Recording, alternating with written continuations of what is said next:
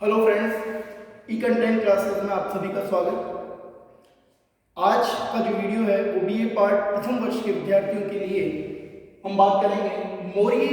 सम्राट अशोक या मौर्य शासक अशोक के विषय पर। इस वीडियो में हम बात करेंगे मौर्य सम्राट अशोक, जिसे भारतीय इतिहास में एक महान शासक या महान सम्राट की उपलब्धि से विभूषित किया गया है। उसने ऐसे क्या कार्य किए कि उसे भारतीय इतिहास में जो महानता का दर्जा दिया है, उसके कृत्य, उसके कार्यों के बूते पर उसे इतिहास में महान होने का गौरव प्राप्त है।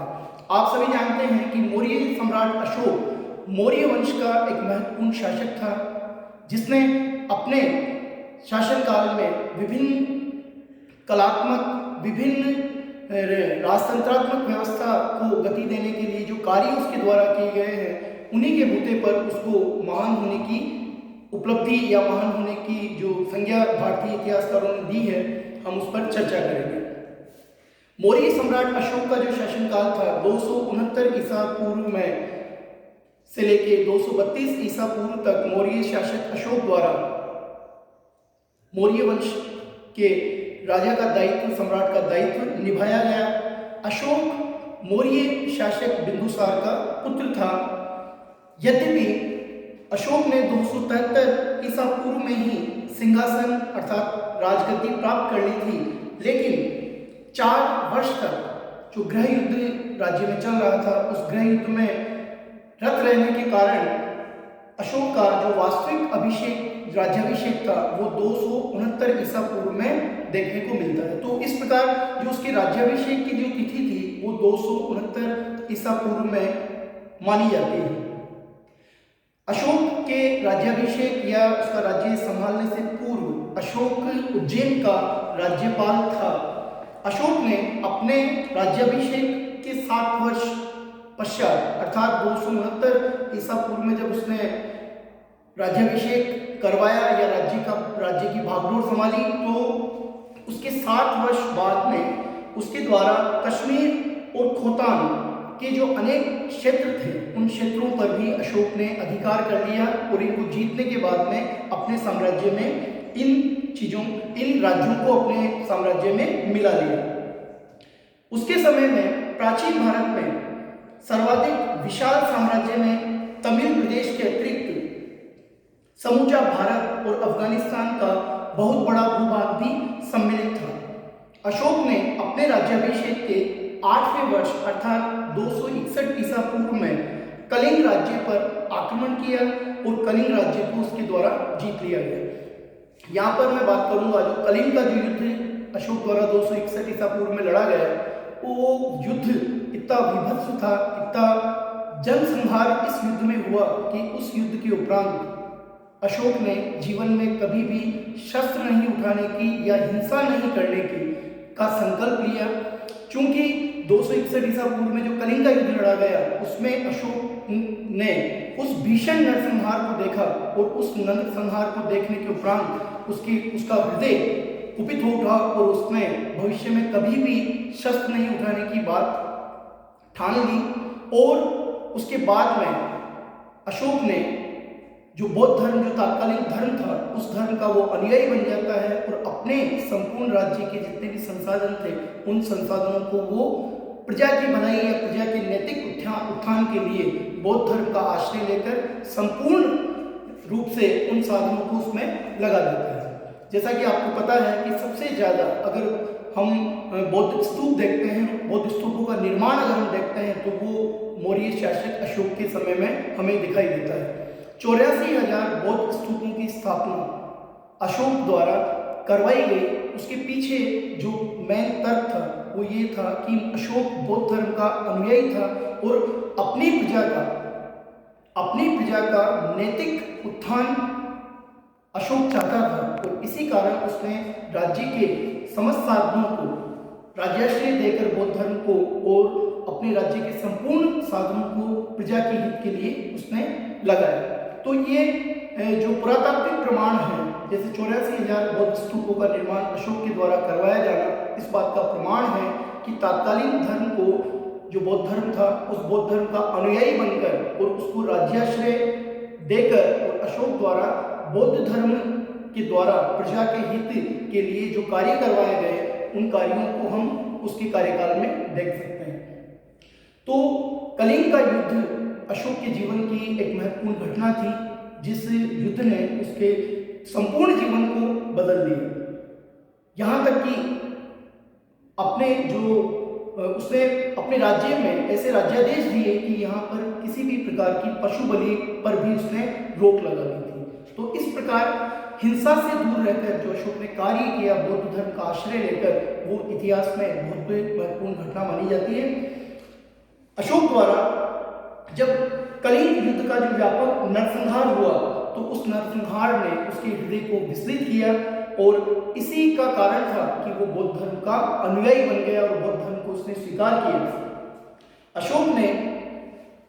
बौद्ध धर्म के प्रचार के लिए जो उसका पुत्र था महेंद्र, और अपनी जो पुत्री थी संघमित्रा को भी बौद्ध धर्म के प्रचार प्रसार के लिए भेजा। यहाँ पर हम एक चीज देखते हैं कि बौद्ध धर्म को प्रचार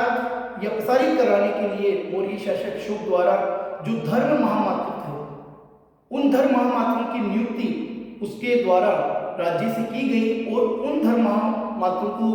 दायित्व दिया गया कि वो बौद्ध धर्म के जो उद्देश्य थे, जो बौद्ध धर्म के सिद्धांत थे, जो शिक्षाएं थी गौतम बुद्ध की, उन शिक्षाओं का वो प्रजा में जाकर प्रचार करें और बौद्ध धर्म का ज़्यादा से ज़्यादा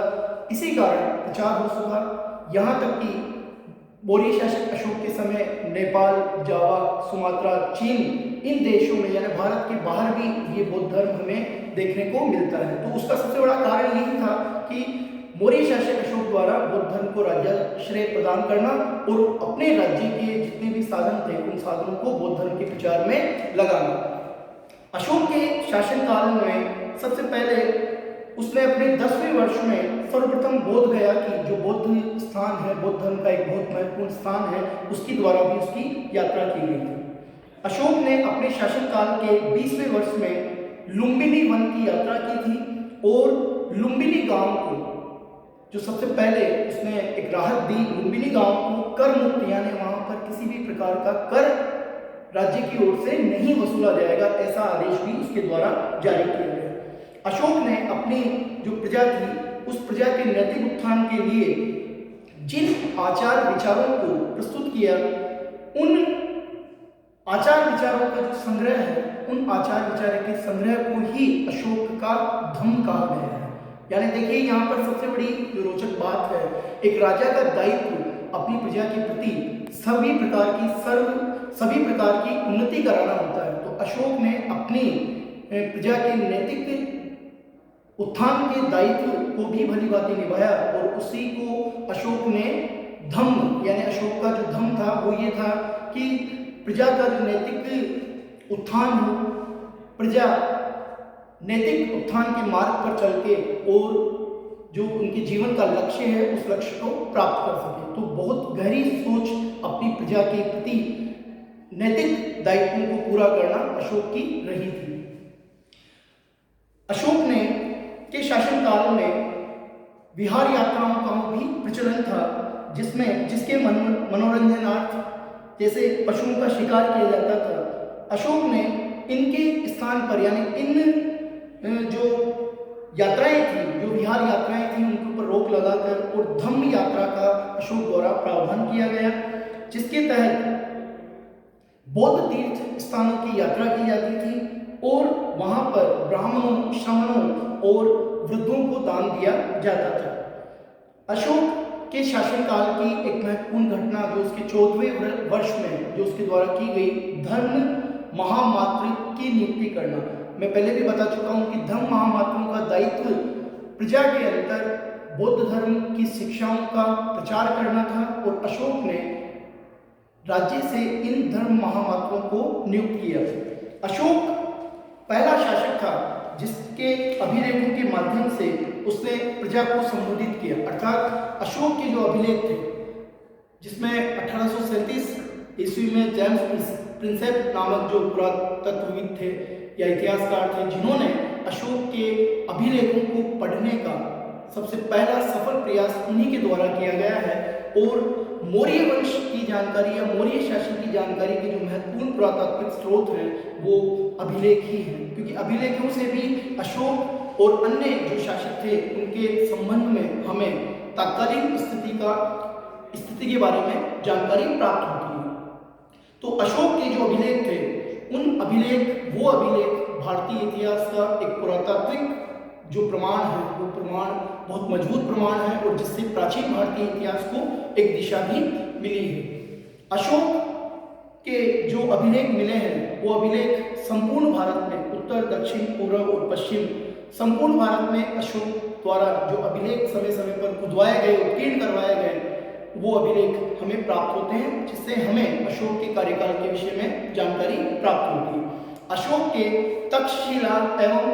लंगमान जो अफगानिस्तान में है, ये दो अभिलेख की जो भाषा है वो आरमाइक लिपि है। अशोक का शर-ए-कुना अभिलेख जो अफगानिस्तान में है उसकी भाषा आरमाइक एवं ग्रीक लिपि में ये अभिलेख उत्कीर्ण है। तो इस प्रकार अशोक के द्वारा जो अपने राज्य में जो बौद्ध धर्म के प्रचार के लिए जिन स्तूपों का निर्माण करवाया गया और अशोक ने अपने शासनकाल में बौद्ध धर्म के प्रचार प्रसार के लिए क्या क्या कार्य किए, आज हमने इस वीडियो में मौर्य शासक अशोक के विषय में सामान्य जानकारी प्राप्त की है। अब हम अशोक के शासनकाल या अशोक की जो साम्राज्यवादी नीति थी उसके ऊपर हम अगले वीडियो में चर्चा करेंगे।